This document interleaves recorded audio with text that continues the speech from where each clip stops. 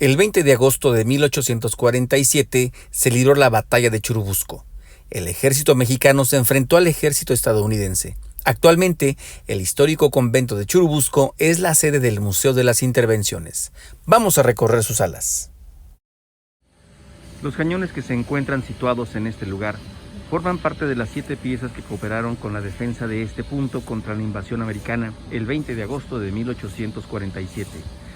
Durante la defensa fue comandante de artillería el jefe de la primera brigada de artilleros, don Juan B. Argüelles, y tuvo como oficiales subalternos al teniente don José de la Cuesta y a los subtenientes don Luis Arizmendi, don Manuel Estrada, don Francisco Fernández y don Mario Espinosa.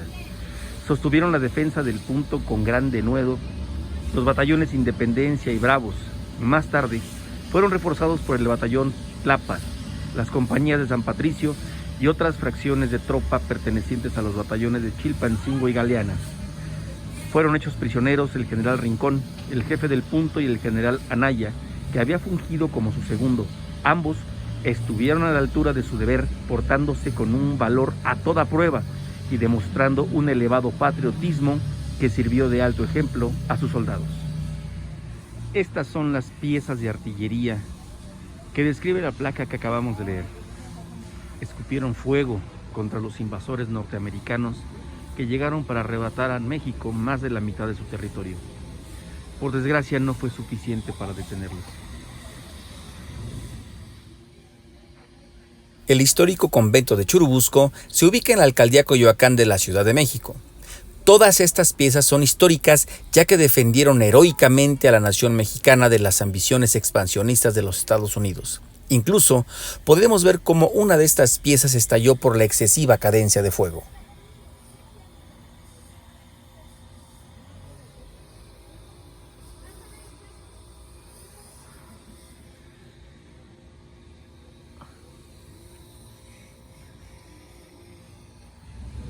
El Museo Nacional de las Intervenciones lo entregó al pueblo mexicano el presidente constitucional de la República, don José López Portillo y Pacheco, el 13 de septiembre de 1981. Instituto Nacional de Antropología e Historia, Secretaría de Educación Pública. Del pueblo y gobierno de la República a los defensores de la nación. 150 aniversario de la defensa de la patria, 1847-1997. Churubusco, 20 de agosto del 97. Plaza Batallón de San Patricio, en memoria de los mártires irlandeses de la Guerra de Intervención de 1847, inaugurada por el licenciado José López Portillo, presidente constitucional de los Estados Unidos Mexicanos. Coyoacán, Distrito Federal, 13 de septiembre de 1981. En la fachada del ex convento se conservan algunas de las marcas que dejó el fuego del ejército invasor. En el acceso del ex convento se encuentra esta placa: Convento de Nuestra Señora de los Ángeles de Churubusco, construido por los franciscanos y reconstruido en 1590. Su iglesia en 1668. Dependencia de la Inspección General de Monumentos Artísticos e Históricos.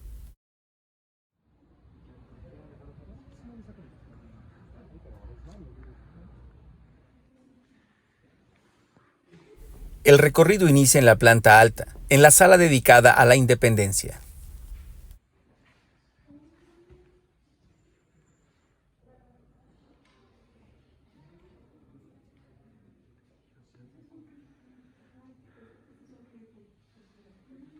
Se exhiben diferentes réplicas de enseñas utilizadas durante las diferentes etapas del desarrollo de la gesta independentista.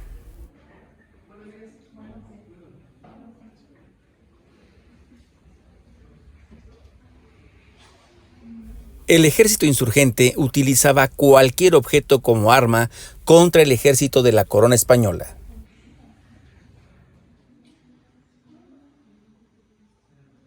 Íconos de los principales caudillos como el generalísimo José María Morelos, Fray Servando Teresa de Mier, doña Leona Vicario, doña Josefa Ortiz, don Andrés Quintana Roo, Valentín Gómez Farías y Guadalupe Victoria, entre otros, se exhiben de manera cronológica.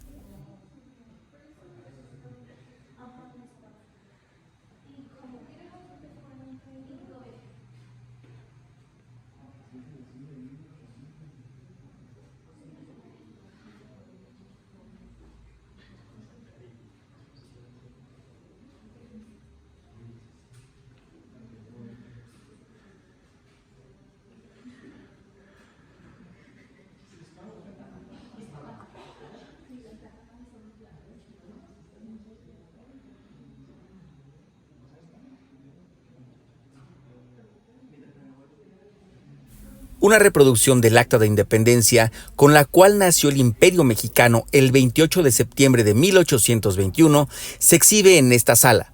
Con este documento terminó la cruenta guerra que por espacio de más de 10 años buscó terminar con 3 siglos de dominio español.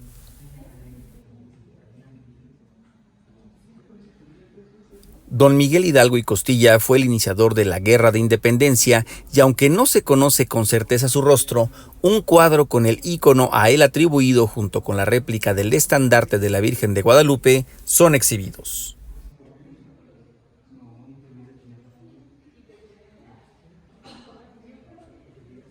Estas reproducciones facsimilares tienen la firma de Don Miguel Hidalgo y Costilla.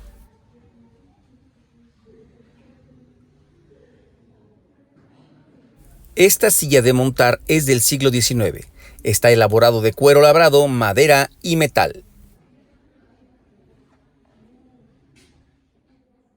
En 1829, durante la presidencia de don Vicente Guerrero, España intentó reconquistar el territorio mexicano, que Fernando VII seguía llamando la Nueva España.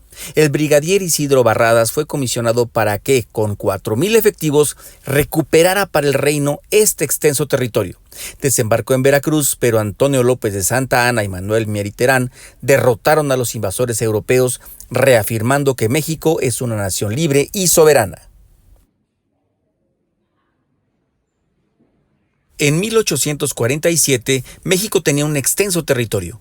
El norte del país estaba despoblado y la ambición expansionista de los Estados Unidos lo quería para anexarlo a su nación. Declaró la guerra a México el 13 de mayo de 1846 con la finalidad de despojarlo. El ejército norteamericano avanzó derrotando al ejército mexicano en diferentes batallas.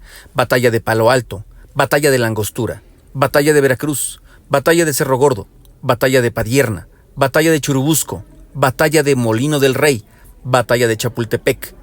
El 14 de septiembre el general Scott entró a la Ciudad de México y el 15 de septiembre de 1847 la bandera estadounidense ondeó en Palacio Nacional. Esta bandera tiene 15 estrellas que representan a las 13 colonias, la Florida y la Luisiana. La estrella del centro representa a Texas.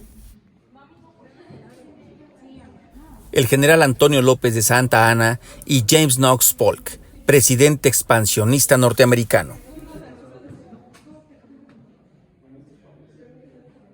Esta es una reproducción de la bandera que los tejanos adoptaron al declarar su independencia de México.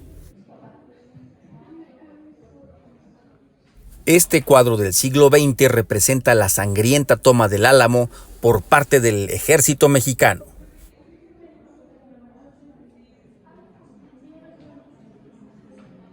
Las armas que se exhiben en estas vitrinas fueron utilizadas en la guerra contra los Estados Unidos.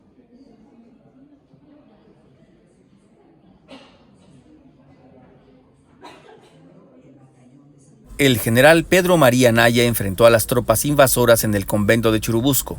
Peleó hasta quedarse sin parque, es decir, municiones. Cuando entregó la plaza al enemigo y éste le pidió el parque, el general Anaya pronunció la sentencia histórica: si hubiera parque, no estaría usted aquí. Esta es la reproducción de una placa que hace homenaje al heroico batallón de San Patricio. Son los nombres de los valientes soldados irlandeses que dieron su vida por la causa mexicana durante la invasión norteamericana.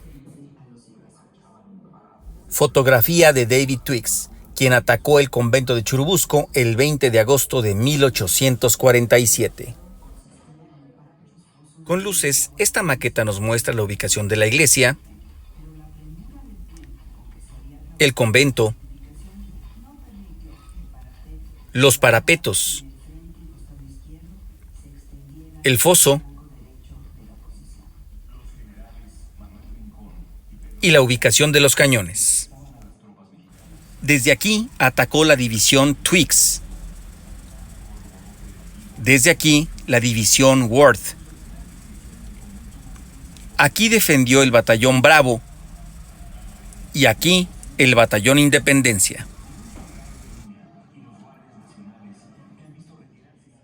Con la firma del Tratado de Guadalupe Hidalgo se dio fin a la invasión y México perdió para siempre más de la mitad de su territorio. El archiduque Maximiliano de Habsburgo nació en Viena, aceptó el trono que los conservadores mexicanos le ofrecieron. Apoyado por las armas de Napoleón III, fue emperador de México de 1864 a 1867. Don Benito Juárez nació en Guelatao, Oaxaca. Abogado de profesión, encabezó a la causa liberal durante la Guerra de Reforma y la intervención francesa. Defendió la República, la independencia y la soberanía nacional. Derrotó la intervención y el imperio, restauró la República con la Constitución de 1857 y las leyes de reforma.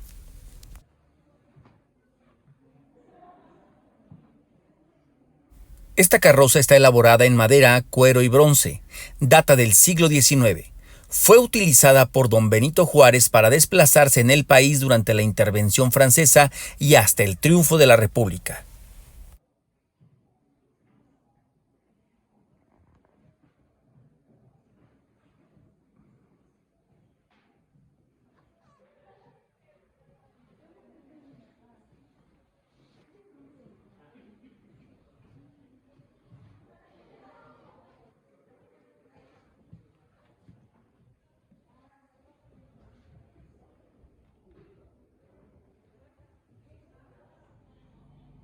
El 5 de mayo de 1862, el general Ignacio Zaragoza Seguín enfrentó y derrotó a las tropas francesas que invadieron México. En la batalla de Puebla fue decisiva la intervención del general Porfirio Díaz Mori y el general Miguel Negrete, quien por cierto es ancestro de Jorge Negrete, el charro cantor. Este es un obús de campaña con animaliza calibre 12 libras, elaborado en bronce fundido de manufactura mexicana y data de 1859. Traje de chinaco, chaqueta y pantalón de lana con aplicaciones, camisa de manta y sombrero de lona, bordado, data del siglo XIX.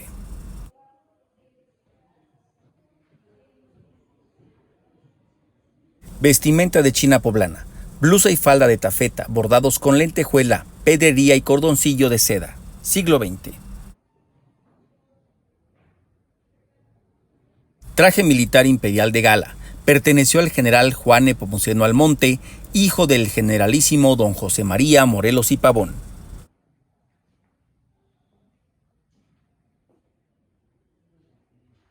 Estas banderas originales fueron llevadas por las tropas mexicanas que defendieron la República contra la ocupación francesa y el gobierno imperial.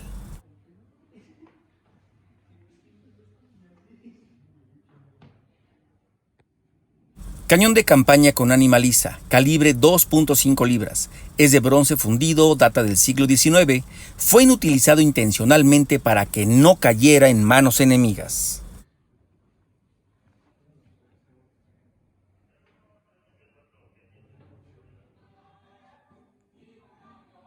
Este mural representa la entrada triunfal del presidente Benito Juárez a la Ciudad de México después de haber derrotado al imperio de Maximiliano de Habsburgo.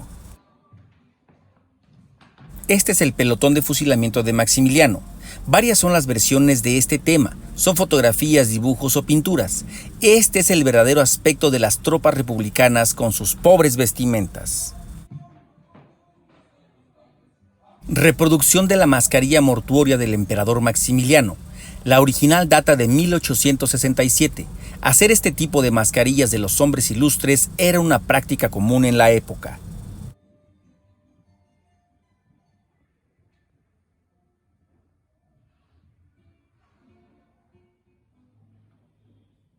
Los exvotos son relatos pintados. Los de esta sala fueron elaborados en el siglo XIX y principios del siglo XX. La mayoría fueron hechos en lámina y pintados al óleo. Casi todos son anónimos. El maestro Diego Rivera fue de los primeros grandes artistas en reconocer y rescatar exvotos por su valor iconográfico e histórico.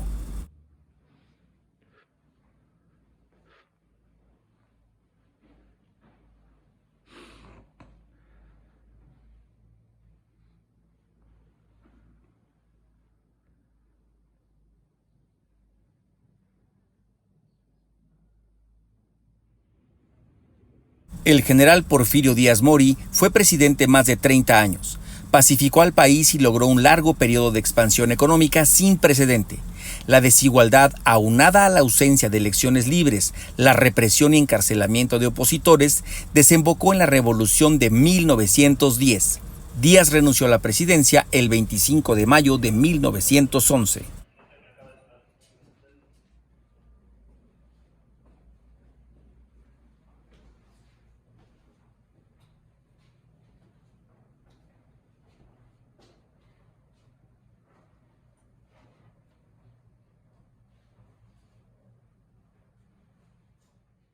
La Revolución de 1910 fue encabezada por don Francisco I. Madero, apóstol de la democracia.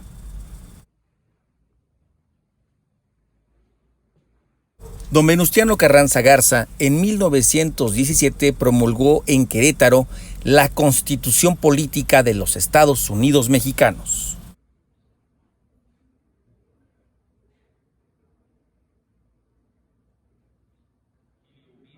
El 21 de abril de 1914, el puerto de Veracruz fue bombardeado e invadido por una flota militar de Estados Unidos. El pretexto fue la negativa de Victoriano Huerta a izar la bandera yanqui en una exigencia de desagravio. La Armada de México y la población defendieron heroicamente el puerto de Veracruz. Tras la caída de Huerta, Carranza se negó a negociar y exigió la salida de las tropas invasoras, lo que sucedió en noviembre de 1914. Les agradezco profundamente que me hayan acompañado a recorrer las salas del Museo Nacional de las Intervenciones. Por favor, suscríbanse a que es su canal. Den like al video y compártanlo en sus redes sociales. Por favor, reciban saludos cordiales.